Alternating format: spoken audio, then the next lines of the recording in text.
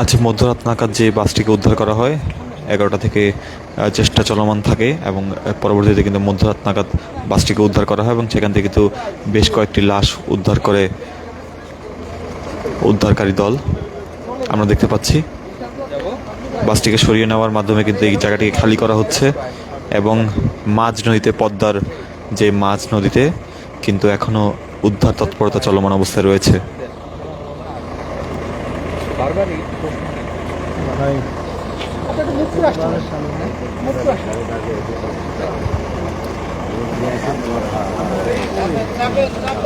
দর্শক, দেখতে পাচ্ছি আমরা সরিয়ে ফেলা হচ্ছে বাসটিকে।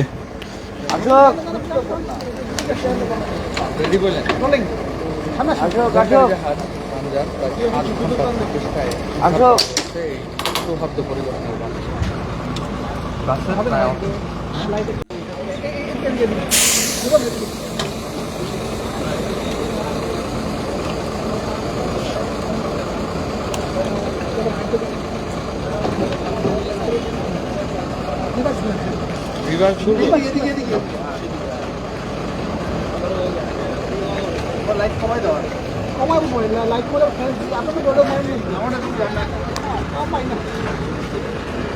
ব্যাকগ্রাউন্ড সাদা খায়